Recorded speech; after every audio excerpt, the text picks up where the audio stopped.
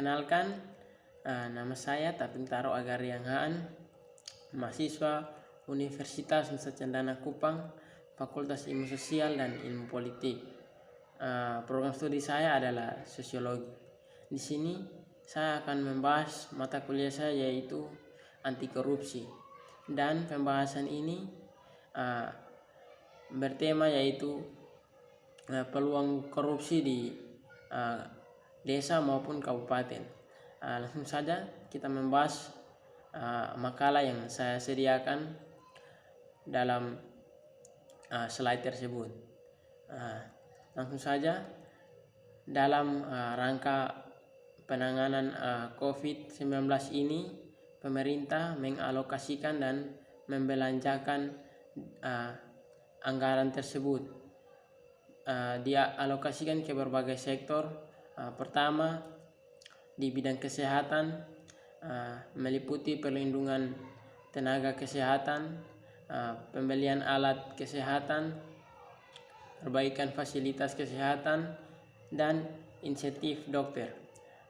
Kedua, jaringan pengamanan sosial yang akan mencakup penambahan anggaran kartu sembako, kartu prakerja, dan subsidi listrik. Ketiga, insentif pekerja, perpajakan dan kredit usaha rakyat. Dan keempat, pembiayaan program pemulihan ekonomi nasional, dan dana itu masih ditambah dari APBD provinsi, kabupaten, relokasi dan anggaran tersebut.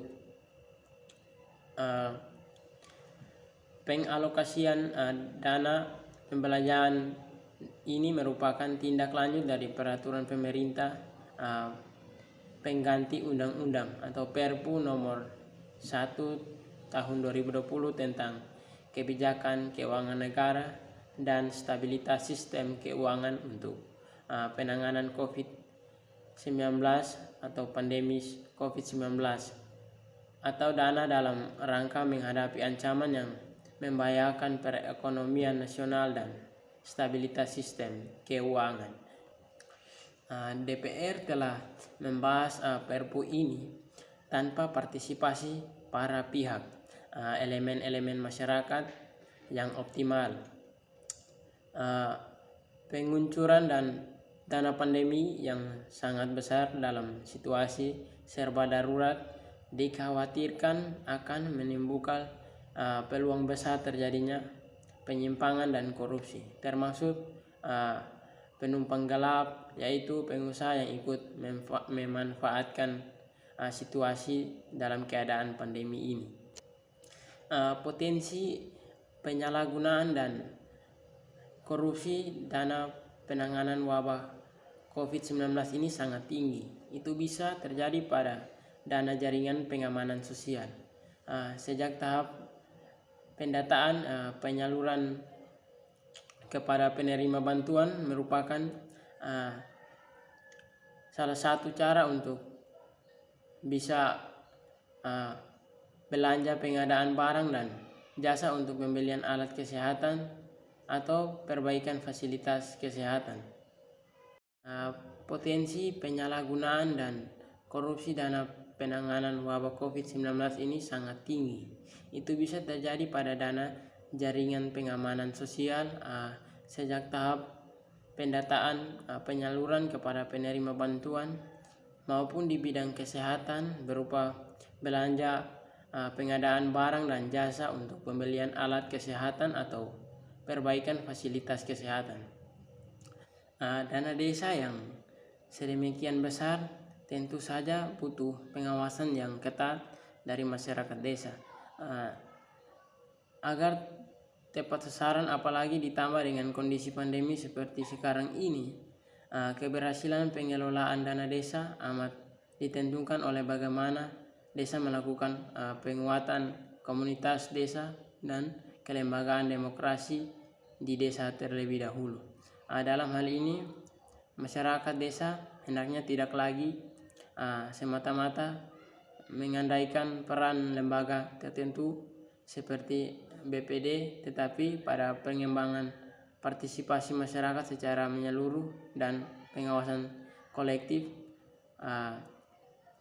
masyarakat desa guna menjamin pengelolaan desa yang akuntabel dan diterima secara luas oleh seluruh warga desa.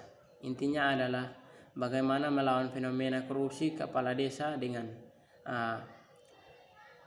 penguatan sivil dan penguatan demokrasi di desa agar pengelolaan dana desa dapat mencapai tujuan yang maksimal atau substansinya. Ya.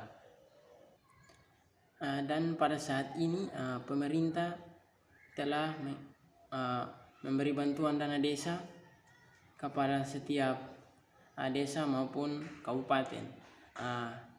Tentu saja dana itu sangat besar, maka perlu partisipasi dari masyarakat kepada pemerintah dan pemerintah kepada masyarakat supaya saling berinteraksi, mencegahnya penyuapan dana tersebut oleh orang-orang yang tidak bertanggung jawab, karena dana ini bukan miliknya, tetapi dana ini dipakai untuk penanganan wabah COVID-19 tersebut, sehingga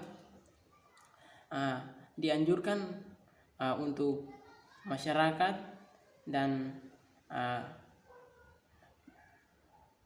pemerintah untuk saling mengkonfirmasi, dan maka dari itu pemerintah dan masyarakat saling berinteraksi agar